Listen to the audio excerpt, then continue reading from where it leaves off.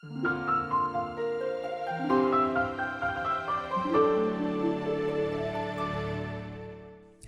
the night of January 15, 1897, a fire broke out on the Buckner Orphans Home campus in the boys' dormitory while all of the children and workers were sleeping. Mrs. Sally Britton, the boys' matron, awoke to find the space between the floors ablaze beneath her bed. When she rushed to call for help, the door behind her slammed and locked shut as the floor of her room, along with her 3 sons, fell through. Sally jumped over the second-story railing to the ground below, where she burst into the first floor, rescuing 5 boys. Other adults arrived and attempted to help, but 15 boys died that night, and 4 others died later for a total of 19 casualties. R.C. Buckner would write later, "The scene will never fade from my troubled, astonished vision. I could smell the burning flesh of our dear ones before the fire died down sufficiently to reveal their charred remains. Weeping ones were to be comforted, bereaved mothers were to be strengthened." The fire was so tragic that in the days afterwards, Father Buckner contemplated closing the home completely. But he didn't. Encouraged by friends around the country, he instead resolved that such a tragedy would never happen again.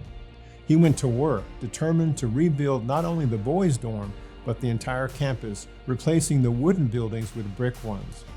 By the end of 1897, less than a year after the fire, a new home had been built for the boys. The outpouring of donations from concerned friends across Texas helped ease the pain and grief of the Buckner family.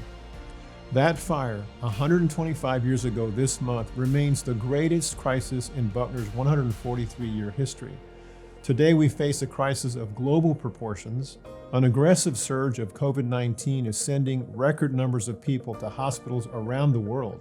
And at Buckner, we're also seeing record numbers of positive cases unlike anything since the pandemic started 2 years ago. It's been said that we are defined as much by our response to a crisis as by the crisis itself. 125 years ago, Buckner responded to the tragedy of that devastating fire by rallying to become a better organization. Staff, volunteers, and donors answered the call to rebuild a better future. Whether we realize it or not, we are being defined by the coronavirus crisis. And like those who went before us, we are answering the call. Our staff is risen to the occasion, going above and beyond normal duties to serve. Our donors are stepping up in unprecedented ways, setting an all-time record in 2021 for the most money ever given to Buckner, with nearly $19 million in cash gifts to support our work. I remember growing up in the 1960s. The decade started with great optimism. The country had moved past the pain of World War II. A youthful John F. Kennedy had been elected president, and exciting new ideas were emerging everywhere. We literally set our sights on the moon. But optimism simply wasn't enough. The 60s would see President Kennedy assassinated and the country enter the Vietnam War. What the world needed was the way of hope. The two are not the same.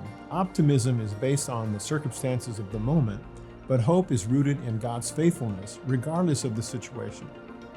The Apostle Peter expresses the reason we have hope.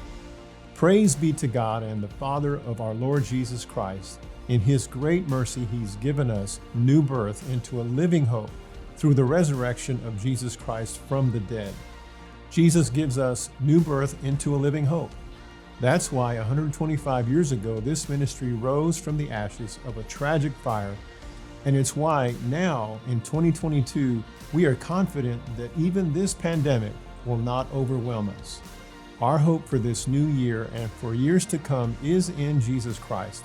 It is through Him and for Him that we have the strength to serve.